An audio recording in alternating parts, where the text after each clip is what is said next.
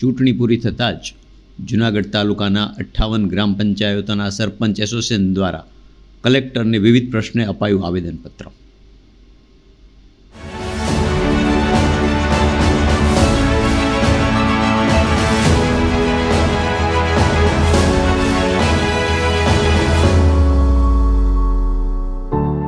ગુજરાત સહિત આખા દેશમાં ચૂંટણી પૂરી થઈ ગઈ છે અને મોદી સરકાર પણ જ્યારે કામ કરવા લાગી છે ત્યારે જૂનાગઢ તાલુકાના 58 જેટલા ગ્રામ પંચાયતોના બનેલા સરપંચ એસોસિએશનના પ્રમુખ આજે જૂનાગઢમાં મળ્યા હતા, જેના રાજેશ લુણાગરિયાની આગેવાનીમાં ગ્રામ પંચાયતો પર બિનઅધિકૃત નિયમો લાગુ કરી અને પંચાયતોમાં કામ કરતા સરપંચોને હેરાન કરવા મુદ્દે તેમજ ગામોની અંદર લાઇટ, રોડ, પાણી, પાઇપલાઇન્સ વગેરેની નુકસાની થતી હોય ત્યારે તેની મરામત ગ્રામ પંચાયતના સરપંચોની અંદરમાં કામ થતું હોય છે।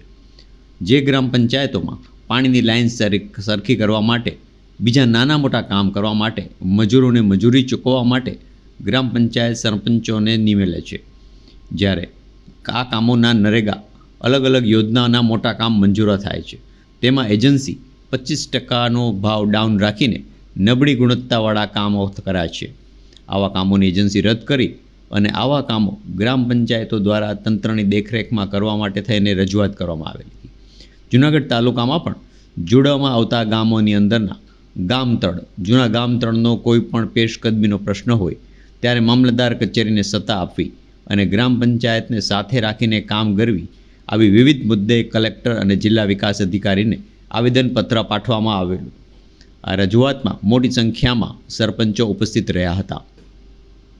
જૂનાગઢ જિલ્લા તાલુકાના મેવાસા કમરી ગામના સરપંચ રાજેશભાઈ પોપટભાઈ લુણાગરિયા, જૂનાગઢ તાલુકા સરપંચ યુનિયન પ્રમુખ, આજરોજ જૂનાગઢ તાલુકાના સરપંચોને સાથે લઈ જૂનાગઢ જિલ્લા વિકાસ અધિકારી વિરુદ્ધ આવેદનપત્ર આપેલ છે। જિલ્લા વિકાસ અધિકારી ગ્રામ પંચાયતમાં નવા રોજ ગતકડા કાઢી ગ્રામ પંચાયતના વિકાસોને ખોરંભે ચડાવે છે। ગ્રામ પંચાયતના સરપંચોને જે કાંઈ ગામની અંદર નુકસાની કે નફો થાય એની અંદર કામ કરવાની સત્તા સરપંચશ્રીની હોય છે। વિકાસ અધિકારી પંચરોજ કામ અને સ્થળ ઉપર તલાટીનો ફોટો પાડી અને કામગીરી હાથ ધરવાનું કહેતા હોય છે, જેને હિસાબે ગ્રામ પંચાયતના વિકાસો ખોરંભે ચડે છે। તલાટીના હેડક્વાર્ટર જે તે જગ્યાએ હોતા નથી, સિટીમાં હોય છે, જેના અનુસંધાન લેડીઝ તલાટી હોય અને રાત્રે કોઈ બનાવ બન્યો તો રાત્રે હું લેડીઝ તલાટીને બોલાવીને ફોટા પાડવાના।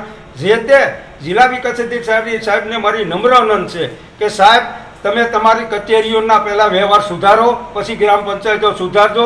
પંચાયત લોકો અરજદારો ગામડેથી આવતા ત્રાહિમામ પોકારી ગયા કચેરીઓથી, પૈસા દો તો કામ થાય, પૈસા વગર ક્યાંય કામ કરવામાં આવતા નથી। લોકોને અત્યારે શિક્ષણના દાખલા કાઢવાય, મામલતદાર કચેરીમાં આખો દિવસ ભાંગી અને લોકો છેલ્લે રોજ ઘરે જાય છે। આવી પરિસ્થિતિનું નિર્માણ તમારી કચેરીમાં છે સાહેબ। તમારી કચેરીમાં સુધારા કરો, પછી પંચાયતના સુધારા કરજો। તમારા સુધારા જે નિયમો છે એમને શિરોમાન્ય છે। આગવા દિવસોમાં આમાં કોઈ સુધારો કરવામાં નહીં આવે।